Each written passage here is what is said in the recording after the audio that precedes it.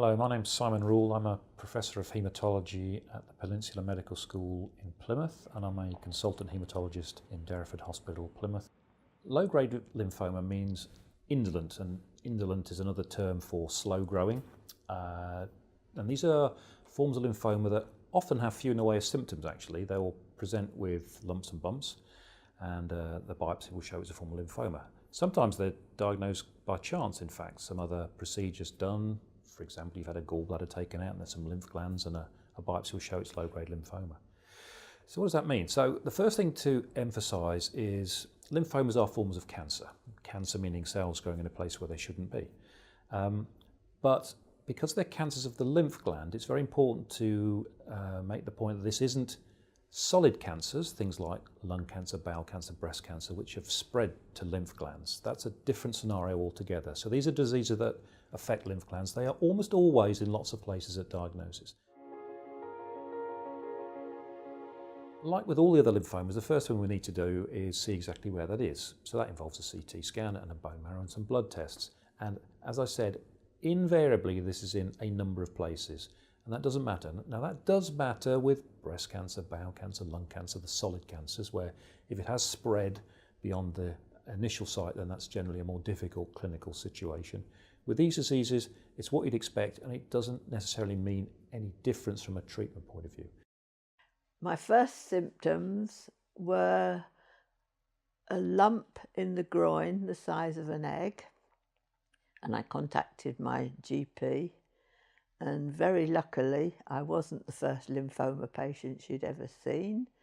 And so she told me straight away, I think you have lymphoma, but we'll follow the normal route. To watch and wait for 2 weeks. If the lump goes, you've got an infection. If it doesn't go, you've probably got lymphoma. In the 2 weeks, a second lump came up on my neck.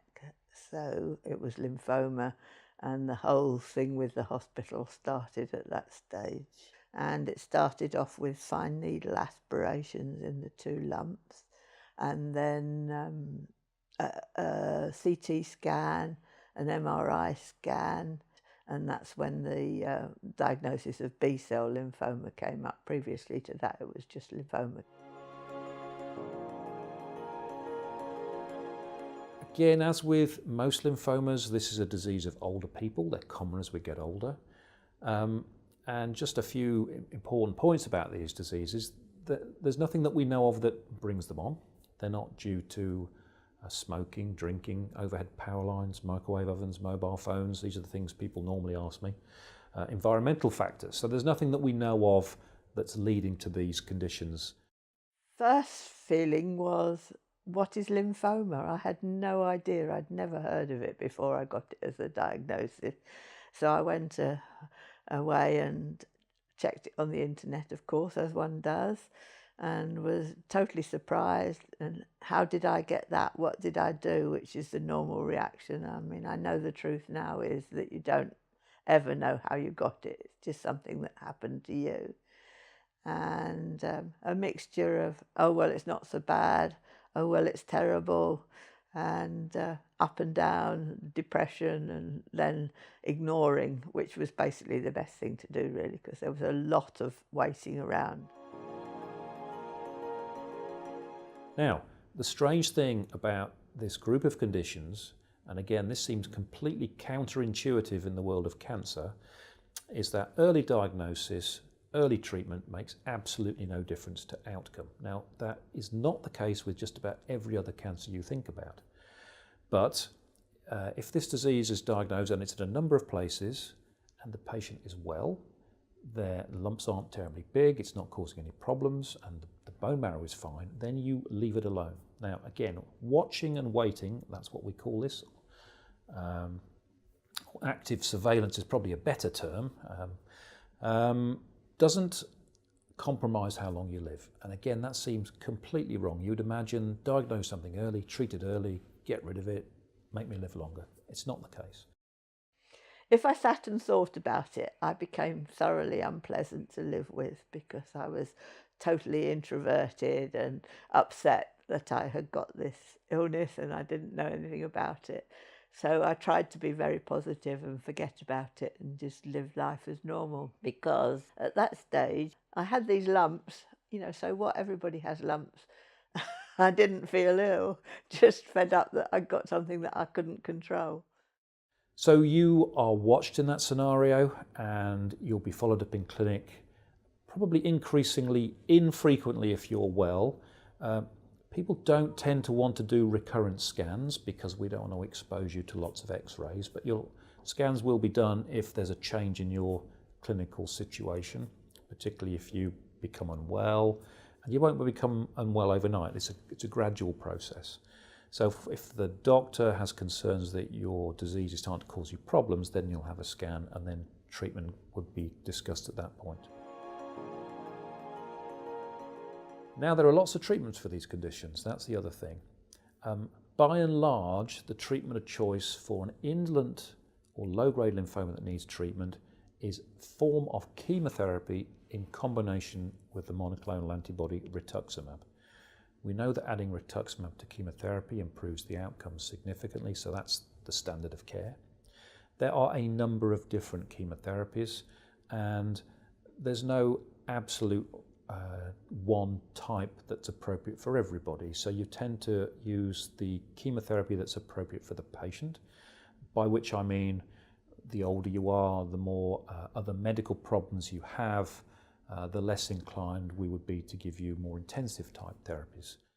They decided, because I also had a lymphoma mass on my sacrum, that watching weight didn't work anymore, so I had to start treatment.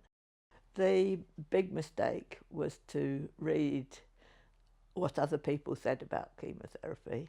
So I expected it to be awful, and the first course wasn't so bad. I do have to say each lot of chemotherapy was more difficult to handle. I was really surprised at how quickly my hair dropped out. I hadn't expected that at all. But the hairdresser was great and said, either you can have hair dropping out every day for the next 2 weeks, or I can shave it off for you. So she shaved it off for me. You would expect to get a response. Most patients treated with this condition get a response, and that's assessed by a scan, usually in the middle of treatment. Most people are going to get 6 lots of treatment 3 or 4 weeks apart. We'll do a scan, then you get another scan at the end of 6 lots of treatment, and then at that point rituximab is often given in what's called a maintenance setting. So we give rituximab for 2 years in total, and we know doing that reduces the chance of the disease coming back in the short term. However, these conditions are generally incurable and they will come back at some point in the future, but it's usually many years away. I was absolutely fine, and then suddenly I got real bad pains in my hip and I was having trouble in walking. I had another scan to check up on that, and they decided that I've got a second mass developing, so it would be a good idea if I had some further treatment. So the thing with indolent lymphomas is that you can have more than one relapse, and that's often the case, in fact, particularly with younger patients. So having, say, watched for a while and then treated, there'll be a period of remission, usually when quality of life goes completely back to normal. Then it'll relapse, we'll treat again, and then generally you're going to see a pattern of ongoing relapse. And generally speaking, your first treatment gives you the longest remission, and then subsequent treatments give shorter and shorter remissions. And how you manage those multiple relapses, again, depends entirely on fitness of the patient, what you're trying to achieve, where the relapse is, and what drugs you've got available. So the other thing is, unlike some situations, even some types of aggressive lymphoma, multiple relapses can be effectively treated. So you can retreat this disease on numerous occasions. The other thing I would say is write questions down before you meet your consultant. Nobody minds being asked questions. No question's a stupid question. And the minute you walk into a consulting room, if you haven't written it down, you'll have forgotten we are very intimidating, apparently. I find that hard to believe, but we are. So patients tend to forget and get a bit flustered when we're telling you things, and you don't always take it on board. So bring somebody with you. If you want, bring something to, record the conversation. I don't mind that. Why would I? So just so that you can remember what's been said. That's life. If it relapses, it relapses. If it doesn't, it doesn't. So just live your life and forget about worrying about it. And I can honestly say at that stage, I gave up the worry of wait and worry and did watch and wait.